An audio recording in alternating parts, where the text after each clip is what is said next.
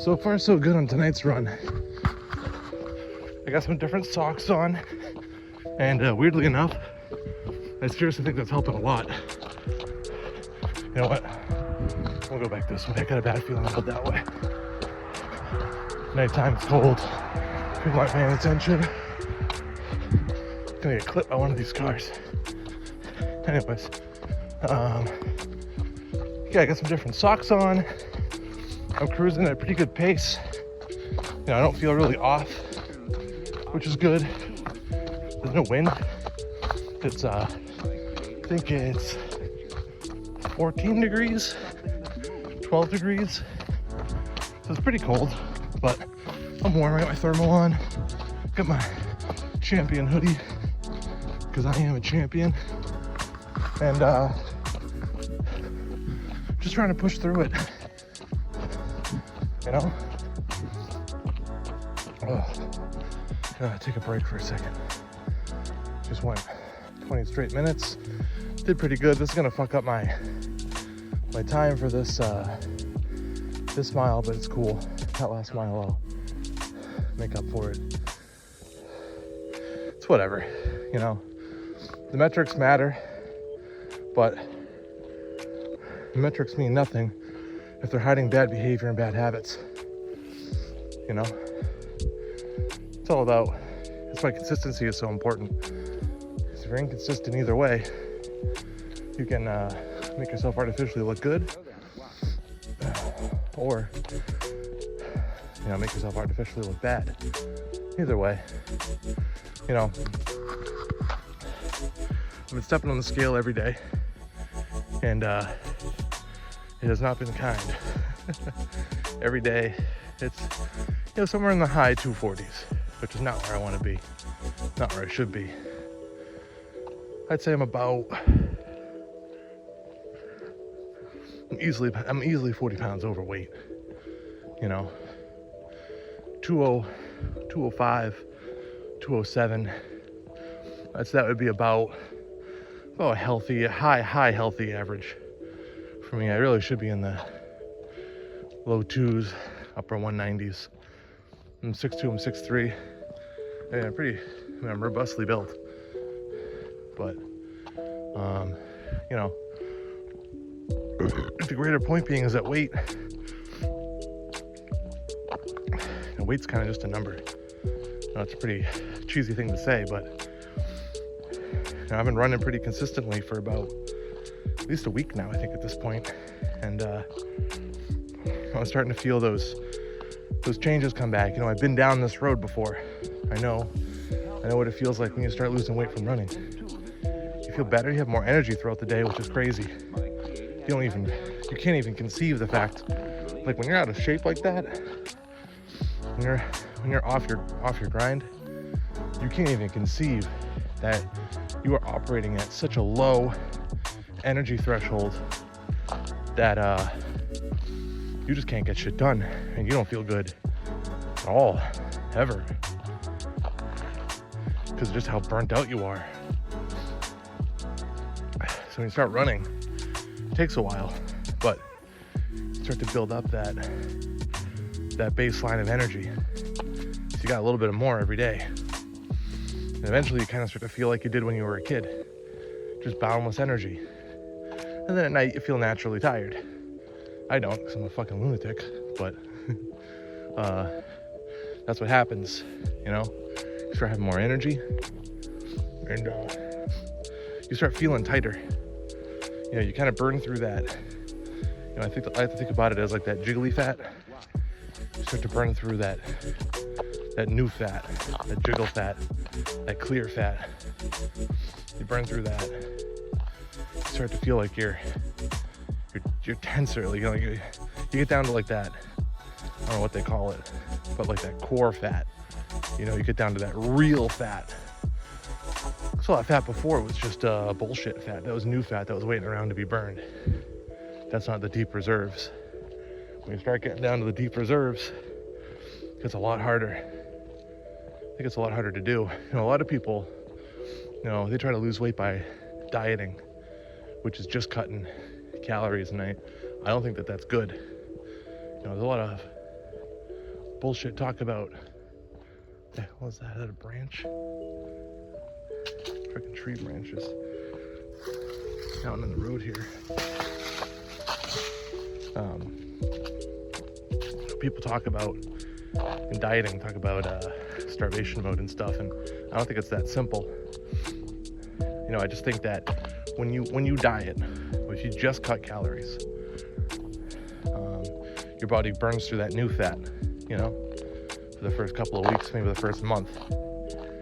You probably have about 5 or 10 pounds, probably around closer to, I'd say 3 to 5 pounds actually, of fat that just wants to be burned. It's just waiting to be burned. Like your body put it on and it's like, this is our fuel reserve. This is what we plan to burn through.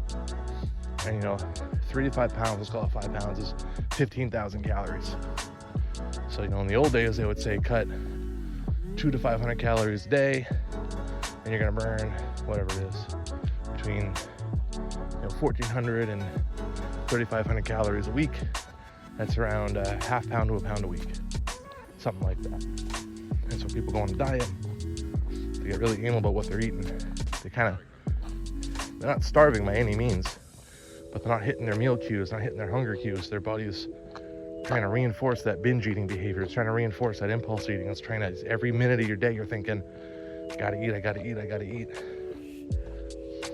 But you start, you lose that, you get that water whoosh, that first pound is gone, you feel good. You shit out all that extra food you had in your gut. It's another pound right there. It's your first week, you lose like 2 pounds, 2.5 pounds. The next week, you're going ham on your diet. You lose another pound, feeling great. Then you start to plateau, you start to hit, maybe next week you lose a half pound. Week after that, you burn another half pound. And you start getting down to that point where you're asking your body to go down into that deep storage. And it would prefer not to go down in that deep storage because those calories, those are calories that are meant to be burned off. Those aren't calories that are waiting around, you know? If you're not eating enough throughout your day, that's, your body's got that new fat to burn through. And if you're doing an explosive exercise, it's happy to use that. It would rather burn through that for energy than the food you just ate. It's easier on it. It's easier for your body to do that. But then you start getting through that new fat, you start getting down to that old fat, the reserves, but you don't have your body at a high enough energy demand to warrant busting into those reserves. Because your body would much rather you just go out and eat those 200 calories that you want to eat rather than sit around and burn 200 calories of stored deep reserve emergency fat. Now I'm talking totally up my ass with this stuff. I'm talking 1,000% straight out of my asshole when I say things like this. But I think there's some truth to it, you know? I think there's some truth to that. I think there's some truth to looking at things like your body is like a system and it's trying to work with you, you know? I don't know. I'm just rambling. I'm gonna start running again, but let me get through that little icy patch up there first. So, I don't know. I guess what I'm trying to say is that, the thing with dieting that I've noticed is that when you just try to cut calories, that it works great at first, but then you hit a point where you're asking your body to dig into fuel reserves. And your body's saying, dude, our fuel reserves aren't sitting around because you're eating not enough. Those fuel reserves are around because your energy demands have risen. That's what those are there for. So your body's gonna force you, hormonally or whatever it's gonna do, it's gonna compel you to go out and eat those 200 calories, those 500 calories that you're trying to cut out of it. It's gonna increase that drive, that primal urge to eat, that impulse urge, And then that's when you start to get off your diet because you give up, because you stop at the drive-through, you get the cream with your coffee, the sugar, you get that donut at work, you get that second slice of pizza, and then that throws your whole day off. And then your body has now reinforced your mentality, saying, hey, now you know when you're hungry, you're gonna go eat. But but the thing is, like, I could run 10, 15 miles. I'm not gonna feel any hungrier. I'm not. I mean, if I ran 10 to 15 miles every day for years, I probably would eat a lot more. I feel a lot hungrier, but I don't feel a lot hungrier. And my body doesn't have the need to make me feel hungry because it's got all this fat it can use for fuel. I'm not punishing my body by not eating enough. I mean, I've been trying to mindfully cut down, like I was saying before, between 200 and 500 calories a day. Do I always? No. But am I trying? Yep. So just still eating at a deficit. Not a tremendous one, just enough so that I'm, consciously staying beneath what I have to eat. And then, I'm increasing my energy demands above that anyway. So even if I eat at maintenance or even if I eat too much, I'm still gonna drop the LBs. So I'm still in the high 240s. I think it's gonna drop down to the low 240s by this time next week. And the week after that, I'll be back into the 230s. And then I think that's going to start. Then I'm going to get really back into that old cold storage. That's going to put me in February, March. So I'll have to start running a lot more to mix up some big runs. And just fucking keep it going.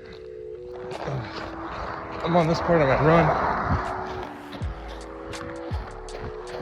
We're just straight for a really long time. I hate this section, man. It sucks. And I want to make this little note to myself to remind myself that I don't like running.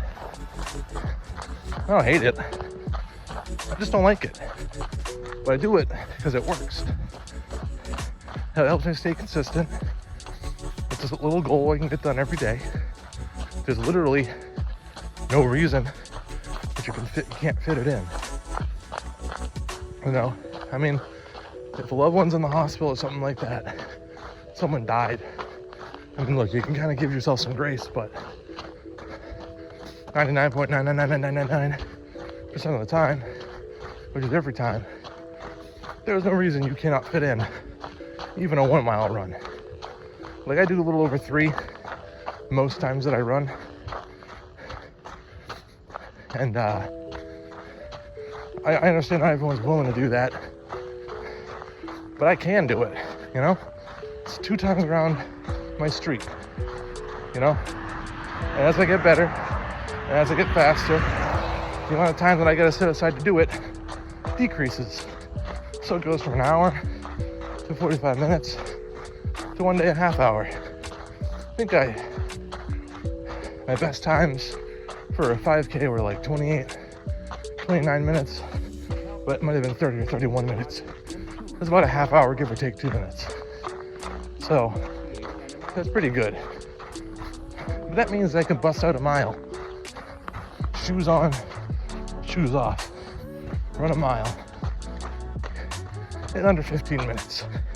So if you can't fit 10 minutes in your day to go for a fucking light jog, you gotta really ask yourself, are you even planning your day?